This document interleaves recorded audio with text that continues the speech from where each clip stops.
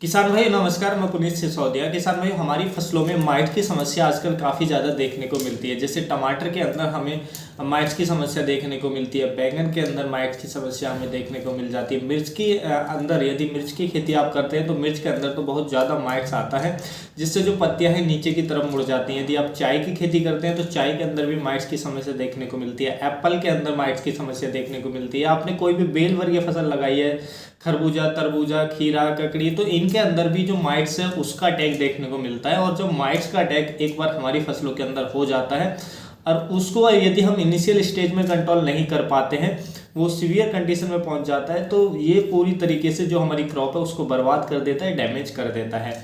तो देखिए, आज के इस वीडियो में हम माइट्स को कंट्रोल करने के लिए, यानी कि आपकी किसी भी फसल पर किसी भी तरीके के माइट्स का अटैक है तो उसको ये इफेक्टिव तरीके से कंट्रोल करती है ये जो दवा जिसके बारे में हम आज आपको बताने वाले हैं। तो आज की इस वीडियो में हम आपको जानकारी देने वाले हैं धनुका कंपनी के ओमाइट एक्रीसाइड के बारे में, यानी कि माइटीसाइड के बारे में। तो इसके बारे में कंप्लीट जानकारी लेंगे। इसके अंदर टेक्निकल क्या है, किस तरीके से काम करता है, कौन कौन से माइट्स पे काम करता है, कौन कौन सी फसलों पर यूज कर सकते हैं, डोज क्या है, रेनफास्टनेस रेट क्या है, रेसिडुअल एक्टिविटी क्या है, इसका प्राइस यानी कि कीमत क्या है, और इसका कॉम्बिनेशन के बारे में भी हम जानेंगे। तो इसके बारे में कंप्लीट जानकारी लेंगे। वीडियो अच्छा लगे लाइक कीजिएगा, अच्छा ना लगे तो आप इसे डिसलाइक भी कर सकते हैं। तो चलिए जानते हैं। देखिए, यदि हम ओमाइट इंसेक्टिसाइड के अंदर टेक्निकल की बात करें तो इसके अंदर हमें प्रॉपर गाइड जो हम 57% देखने को मिलता है, लिक्विड फॉर्मुलेशन में आता है। देखिए, ब्रॉड स्पेक्ट्रम होता है, यानी कि बहुत सारे जो माइट्स हैं अलग अलग तरीके के, उनको कंट्रोल करता है। ये केवल माइट्स को ही कंट्रोल करता है, यानी कि यदि माइट्स का अटैक है आपकी फसलों में तो आप ओमाइट का स्प्रे अपनी फसलों के अंदर ले सकते हैं। देखिए, ये कीट पर कांटेक्ट और वेपोर एक्शन से काम करता है, यानी कि जब हम स्प्रे करते हैं तो जो भी कीट कांटेक्ट में आता है उसको खत्म कर देता है। दूसरा, इसके अंदर वेपोर एक्शन भी होता है, यानी कि ये वाष्प क्रिया द्वारा भी जो कीट हैं उनको खत्म करता है, यानी कि वाष्प बना लेता है और जो भी कीट आते हैं उसके संपर्क में उसको खत्म करने का, यानी कि माइट्स को खत्म करने का ये काम करता है। ये देखिए, कीट के जो एंजाइम सिस्टम है उसमें इंटरफेयर करता है, जिससे जो कीट है, जो माइट्स हैं, उसकी डेथ हो जाती है, वो खत्म हो जाते हैं। तो इस तरीके से माइट्स को कंट्रोल करता है हमारी फसलों के अंदर। यदि बात करें कि कौन कौन से माइट्स पर इफेक्टिवली कंट्रोल देता है, तो देखिए, ये बहुत सारे माइट्स को कंट्रोल करता है।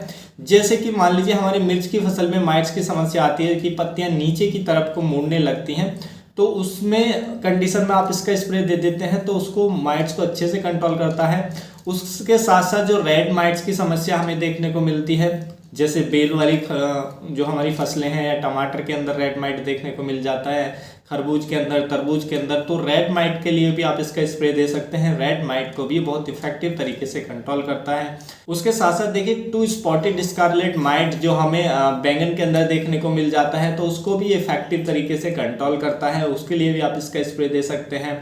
पिंक माइट के लिए, पर्पल माइट के लिए आप इसका स्प्रे दे सकते हैं। तो ये सभी तरीके के माइट्स को बहुत इफेक्टिव तरीके से कंट्रोल करता है। चाय की फसल यदि आप लगाते हैं तो चाय के अंदर देखने को मिलता है। और देखिए, यूरोपियन रेड माइट जो हमें एप्पल के अंदर, यानी कि सेब की खेती यदि आप करते हैं तो उन प्लांट पे देखने को मिलता है, तो उसको भी इफेक्टिव तरीके से कंट्रोल करता है। तो लगभग सभी तरीके के माइट्स को ये बहुत ही अच्छे ढंग से कंट्रोल करता है। आप इसका स्प्रे ले सकते हैं बेझिझक यदि आपकी फसलों के अंदर माइट्स का अटैक है। यदि हम इसकी डोज की बात करें तो देखिए, इसकी जो डोज हमें देनी होती है 2 ml पर लीटर पानी में मिलाकर स्प्रे करना होता है। यानी कि आपका 1 एकड़ का फील्ड है, खेत है, तो उसमें ये 400 ml जो इसकी पैकिंग आती है, 400 ml दवा 1 एकड़ के खेत के लिए पर्याप्त रहती है। तो 400 ml को 200 लीटर पानी में मिलाकर अच्छे से स्प्रे कर देते हैं, तो आपकी फसलों के अंदर जो माइट्स है वो रुक जाएगा। और देखिए, यदि हम इसके रेनफास्टनेस रेट की बात करें तो इसका जो रेनफास्टनेस रेट है वो लगभग 3 घंटे का होता है। 3 घंटे तक इसके स्प्रे के बाद बारिश नहीं होनी चाहिए। देखिए, 3 घंटे तक यदि बारिश नहीं होती है तो इसके जो रिजल्ट हैं अच्छे देखने को मिल जाते हैं, लेकिन 3 घंटे बाद भी यदि बारिश होगी तो कोई भी इंसेक्टिसाइड है उसके कुछ ना कुछ जो रिजल्ट है उसमें हमें गिरावट देखने को जरूर मिलती है। ऐसा नहीं है कि उसका रिजल्ट वैसा ही देखने को मिलेगा जैसे बारिश से होने से पहले था। यानी कि मान लीजिए आपने किसी भी इंसेक्टिसाइड का स्प्रे किया और उसका जो रेनफास्टनेस रेट है उसके बाद भी अगर बारिश होती है, वो पूरा होने के बाद भी, तो भी रिजल्ट में कुछ ना कुछ गिरावट हमें देखने को मिलती है। यदि हम इसके रेसिडुअल एक्टिविटी की बात करें तो इसकी जो रेसिडुअल एक्टिविटी है वो लगभग 10 दिनों की होती है, यानी कि स्प्रे के बाद लगभग 10 दिनों तक ये हमारी फसलों के अंदर काम करता है। देखिए यदि हम इसकी कीमत की बात करें, प्राइस की बात करें, तो इसकी जो 250 ml पैकिंग की कीमत है वो लगभग आपको 300 रुपये से लेकर 350 रुपये की रेंज में मिल जाती है। प्राइस जरूर अप डाउन हो सकते हैं, प्राइस को ज़्यादा सीरियस बिल्कुल भी ना लें।